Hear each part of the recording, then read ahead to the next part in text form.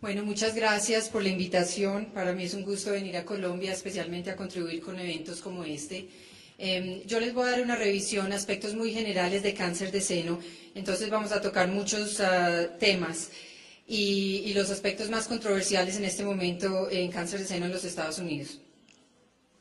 Estos son algunos de los temas que vamos a cubrir. ¿Cuál es el problema? Tamizaje, prevención, diagnóstico, algunos de los temas de cirugía, radiación, la terapia sistémica, enfermedad avanzada, perfil genómico, calidad de vida, los componentes de un programa de cáncer de seno. Hemos ya visto mucho de la epidemiología, de los números. Estos son números de Estados Unidos, lo que se cree que pasó en el 2008. Hubo más o menos 215.000 casos diagnosticados de cáncer de seno en el país, 40.000 muertes se ven cada año. Cuando hay 200.000 casos de mujeres, se diagnostican casi 2.000 casos en hombres con cáncer de seno y 470 hombres mueren por cáncer de seno cada año. Hay más de 2 millones de mujeres que son sobrevivientes de cáncer de seno en el país en este momento. La probabilidad de desarrollar cáncer, ya se ha hablado mucho de esto. El riesgo de desarrollar cáncer en general en los Estados Unidos es 1 en 3, cualquier tipo de cáncer, que es supremamente alto.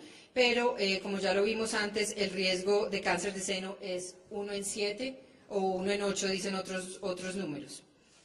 En cuanto a casos en Estados Unidos, el más común es el cáncer de seno, que es el 26% de los cánceres de mujeres, y el segundo es el cáncer de pulmón, que es supremamente distinto a lo que se ve aquí en Colombia, que más que todo es cuello uterino y estómago, pero en Estados Unidos sigue siendo seno. Y en cuanto a mortalidad, más mujeres en Estados Unidos mueren de cáncer de pulmón que de cáncer de seno, pero cáncer de seno sigue siendo el número 2. Lo importante y que lo alegra a uno es que la mortalidad por cáncer de seno continúa disminuyendo en los países desarrollados y espero que sea lo mismo en Colombia. Empezó a disminuir continuamente desde 1990 con nuevas terapias biológicas, más prevención, más tamizaje. La incidencia disminuyó en un 6% entre el 2002 y el 2003, se estabilizó más en el 2004. Hay reportes de que cuando se paró de dar la terapia hormonal, de reemplazo hormonal en muchas mujeres, también hubo una disminución significativa de cáncer de seno.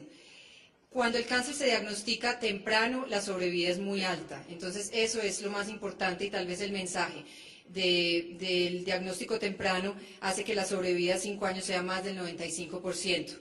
Y solamente 6% de pacientes tienen enfermedad avanzada, metástasis, en el momento de diagnóstico, que veo que los números que mostraron de Colombia es un 10% de mujeres se diagnostican con metástasis, entonces están relativamente cercanos los números.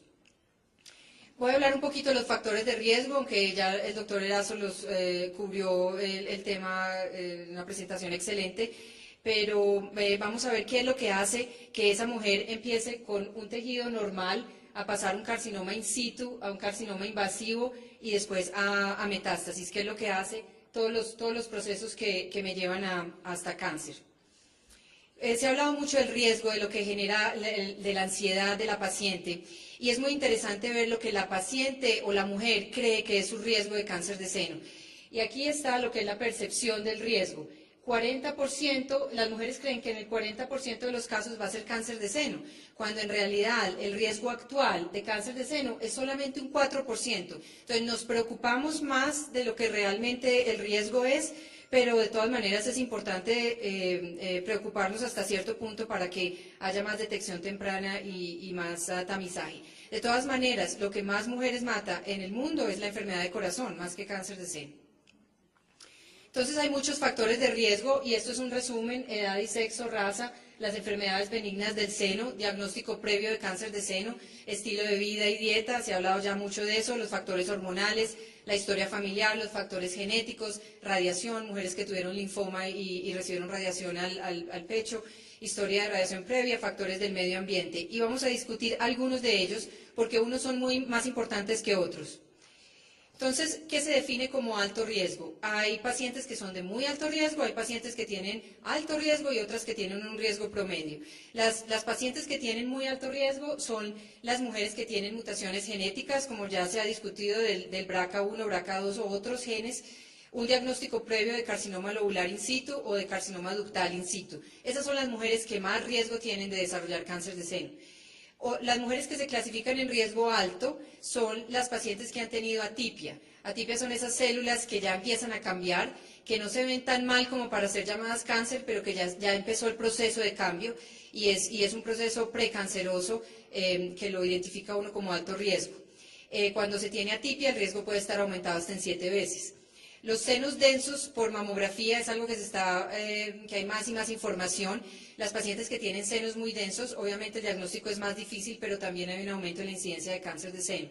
Y la historia familiar, sin tener la mutación genética, pero varios familiares con cáncer de seno.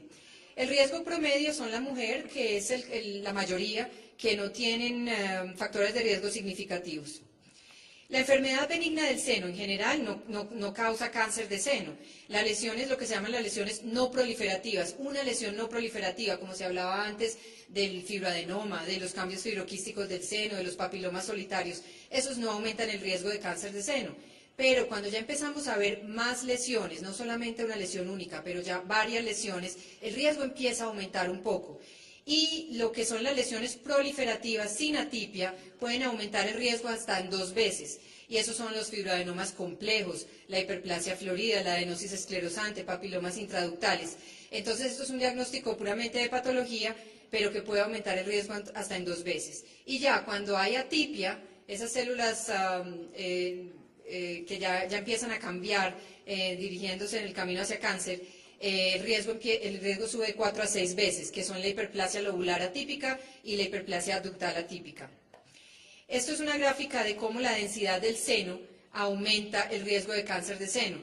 Entonces vemos aquí la primera, sí proyecta bien, la primera es un seno con mucha grasa y el riesgo relativo está en 1. Pero cuando vemos que el seno empieza a aumentar en densidad, por ejemplo, esto es un seno supremamente denso, más del 75% del seno es denso, el riesgo de cáncer de seno puede aumentar hasta en 5 veces. Entonces, esto es algo que le estamos poniendo atención y que los radiólogos están reportando qué tanta densidad en el seno hay para saber si ese paciente se clasifica en alto riesgo o riesgo moderado.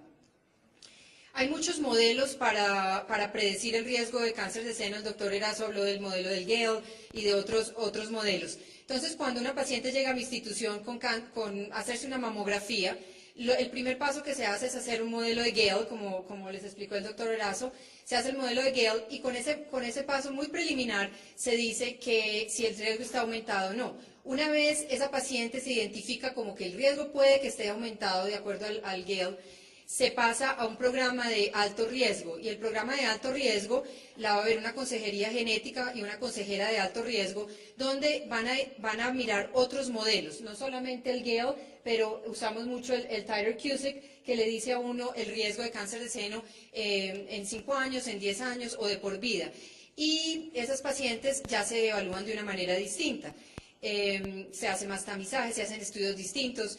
Y es importante, hay otros pacientes que se les dice, no, su riesgo no es alto, vaya tranquilo y continúe haciendo el mismo screening que se estaba haciendo antes. Hay factores de riesgo en hombre, que veo que había interés en las preguntas del público en cuanto al cáncer de seno en hombres. Uno de los factores de riesgo es el síndrome de Klinefelter. Klinefelter es el XXY, es un cromosoma X más. Hay otras patologías testiculares y hepáticas que pueden aumentar el riesgo de cáncer de seno en los hombres, la historia familiar de cáncer de seno y las mutaciones del BRCA, especialmente del BRCA2, son los factores principales que aumentan el riesgo en los hombres. Los genes más conocidos son el BRCA1 y el BRCA2, que es el que da el cáncer aumenta el riesgo de cáncer de seno y de ovario, pero hay otros cánceres que también son importantes de reconocer, como está el cáncer de páncreas y el melanoma, el cáncer gástrico. Entonces hay familias que vienen simplemente con cáncer de páncreas en toda la familia y que se les detectan mutaciones del BRCA2 en general. Hay otros genes como son el P53, el P10, el P53 da el Lifromeni, que da los sarcomas, el cáncer de seno, las leucemias, el cáncer de colon, o está el P10 que da el Cowden's disease, la enfermedad de Cowden's que da amartomas y cáncer de